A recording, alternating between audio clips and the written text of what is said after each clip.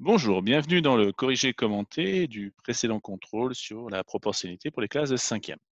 Alors, reprenons les exercices un à un pour détailler, pour donner quelques informations complémentaires par rapport au corrigé écrit.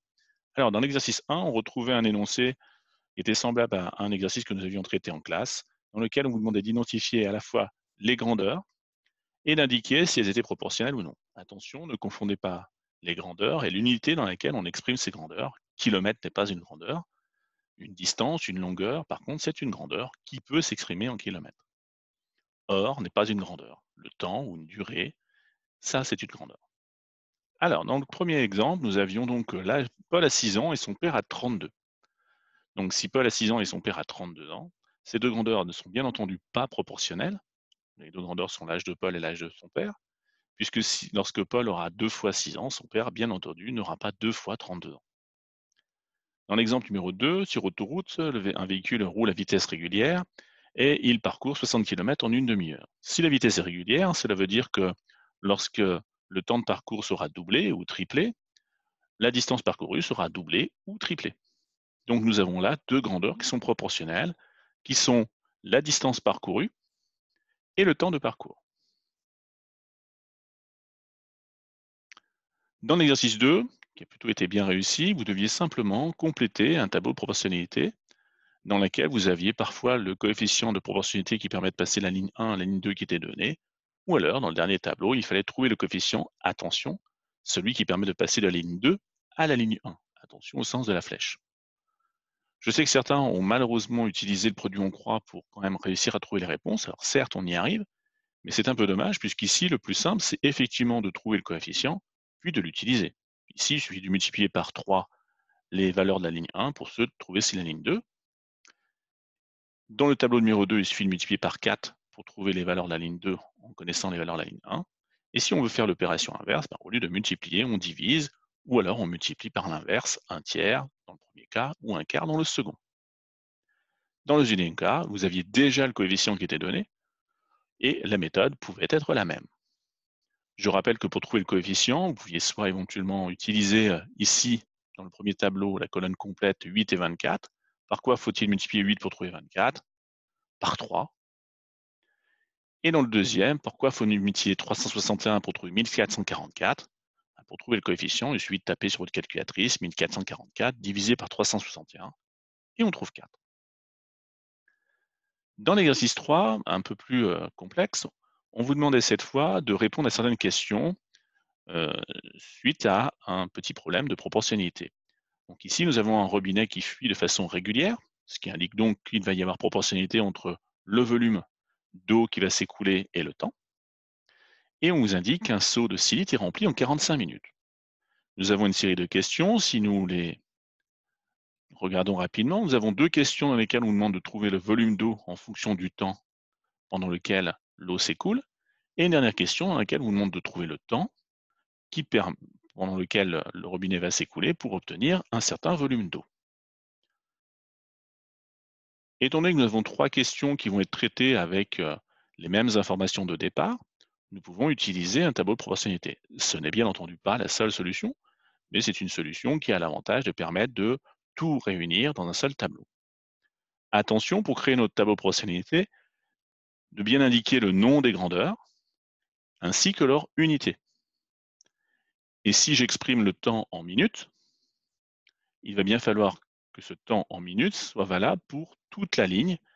C'est notamment le cas pour la question 2 où vous avez un temps en heures. Il va falloir donc convertir une heure en minutes. Ainsi, nous allons pouvoir utiliser le même tableau. Une des méthodes les plus simples pour remplir un tableau de proportionnalité, c'est de trouver en fait la valeur pour 1. Donc je cherche la colonne pour 1, c'est-à-dire pour 1 litre, combien de temps? Pour 1 litre, il suffit que je divise 6 par 6, et donc que je divise 45 par 6, et je trouve que pour remplir un volume de 1 litre, il faut que l'eau s'écoule pendant 7,5 minutes. Ce qui veut donc dire que j'ai trouvé le coefficient qui me permettait de passer du volume en litres au temps en minutes.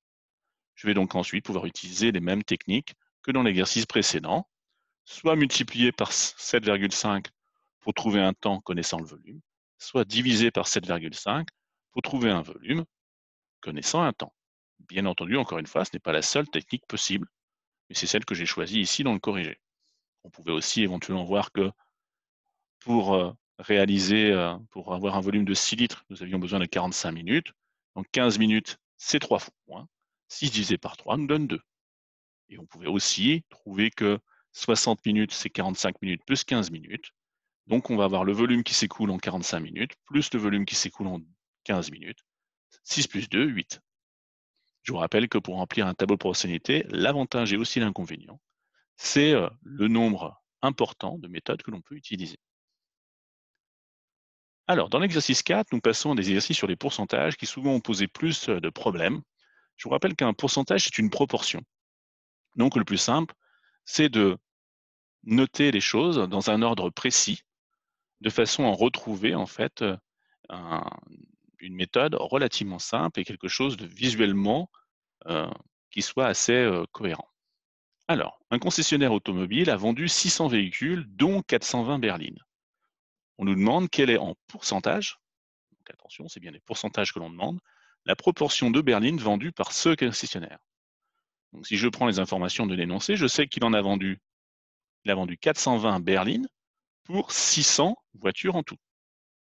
Donc si je dresse un petit tableau, j'ai le nombre de berlines vendues, le nombre de voitures vendues, j'en ai donc 420 sur 600. Trouver en pourcentage, trouver pour cent, c'est imaginer combien aurait-il vendu de berlines s'il en avait vendu 100 en tout. Donc, une des façons les plus simples pour cet exercice, je vois que pour passer de 600 à 100, j'ai divisé par 6. 420 divisé par 6, je trouve 70. La proportion de berlines vendues par ce concessionnaire est donc de 70%. Ce qui veut donc dire que s'il n'en avait vendu que 100, il aurait vendu 70 berlines. On peut aussi l'interpréter de cette façon-là. Alors, l'exercice 5 est également un exercice sur les pourcentages, mais dans lequel on vous demande d'appliquer un pourcentage à une valeur. Je vous rappelle que dans ce cas de figure, on multiplie le pourcentage par la valeur. Attention à ne pas confondre 20% avec 20 euros et ne pas additionner 20%, parce que 20% c'est 0,2. Donc si on ajoute simplement 0,2, ça ne va pas non plus nous donner le résultat. J'indique ces deux petites choses puisque ce sont des erreurs qui ont été commises par certains de vos camarades. Alors, juste avant Noël, nous avions donc un fauteuil qui était à 139 euros, et juste avant Noël, son prix augmente de 20%. Alors, on pourrait éventuellement calculer à quoi correspond 20% de 139. On aurait fait 20% fois 139 et on aurait trouvé le montant qu'il fallait ajouter à la valeur initiale du fauteuil. Ou alors, on peut utiliser une autre méthode pour le faire en une seule étape. Puisque j'ai une augmentation de 120%, cela veut donc dire que le nouveau prix correspond à 120% de l'ancien. Effectivement, le prix initial, c'est 100%. Si je l'augmente de 20%, le nouveau prix correspond à 120%. Ainsi, je n'ai qu'un seul calcul pour trouver le prix juste avant Noël. Donc 139 fois 120%, 120% c'est 120 sur 100, c'est 1,2, c'est 120 centièmes. Et on trouve donc un nouveau prix de 166,8 euros ou 166,80 euros, puisqu'ici il s'agit d'un prix, il est de bon ton de mettre deux chiffres après la virgule. Après le 1er janvier, son prix baisse de 20%, quel est alors son prix?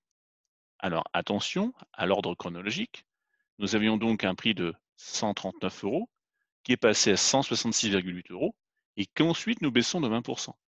Ce qui veut donc dire que la baisse de 20% doit s'être exercée sur le prix de 166,8 euros.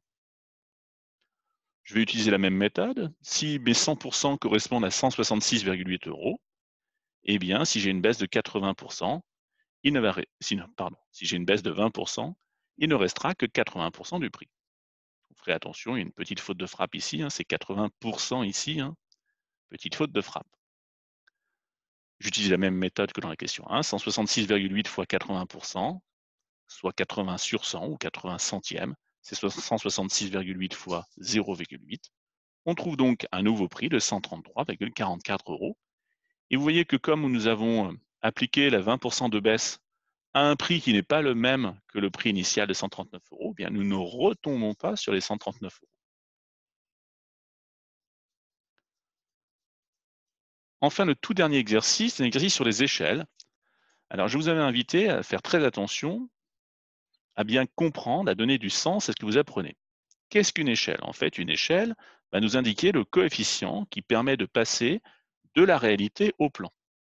Donc, si j'ai un coefficient 1,5, ça veut dire que sur mon plan, par exemple, ou sur ma maquette, toutes les grandeurs correspondent à 1,5 fois la valeur réelle. Dans l'énoncé, on nous indiquait que sur l'échelle d'une carte, on avait 1 centimètre qui correspond à 250 mètres. Pour pouvoir trouver l'échelle, il faut avoir les mêmes unités. Donc 250 mètres, cela correspond à 100 fois plus en centimètres, donc 25 000 centimètres. Ce qui veut donc dire que 1 centimètre sur le plan correspond à 25 000 centimètres. Donc l'échelle est de 1/25 millième. Le plan est 25 000 fois plus petit que la réalité. L'échelle n'a pas d'unité, comme nous l'avions bien stipulé dans le cours. Alors, sur cette carte, deux sites sont distants de 4,2 cm. Alors, nous pourrions utiliser l'échelle que nous avons calculée précédemment pour trouver la distance, ou alors utiliser le fait que l'on sait que 1 cm sur le plan correspond à 250 mètres. Donc 4,2 cm va correspondre à 4,2 fois 250 mètres. Donc la distance qui sépare les deux sites est de 1050 mètres. Si vous êtes passé par le coefficient calculé en 1, vous avez souvent trouvé 105 000 cm. Mais encore une fois, ici, le plus simple, c'est de repasser par ce 1 cm correspond à 250 mètres. Alors, la dernière question, on vous demande une question de réflexion. Je veux schématiser la pupille d'un œil. Le diamètre réel de cette pupille est de 8 mm. Est-ce que je dois choisir une échelle 1/4 ou une échelle 4/1? Alors, si je prends l'échelle 1/4, ça veut dire que je vais représenter la pupille par un schéma qui sera 4 fois plus petit. Donc mes 8 mm vont être représentés par 2 mm. Ça va être très pratique pour schématiser ma pupille. Alors que si j'utilise l'échelle 4/1, ça veut dire que cette fois, je vais faire un agrandissement, que mon schéma va être 4 fois plus grand que la réalité. Du coup, je vais avoir quelque chose qui va faire plus de 3 cm, ça sera beaucoup plus facile à schématiser. Donc comme la pupille est un objet petit que je veux schématiser, je vais choisir l'échelle qui l'agrandit, c'est-à-dire l'échelle qui est supérieure à 1, donc la 4/1. Je vous remercie, j'espère que cette petite aide vous sera utile pour la suite. Je vous invite bien entendu à bien identifier les points qui vont poser problème et à les retravailler. Et éventuellement, nous retravaillons là-dessus si vous avez des questions supplémentaires.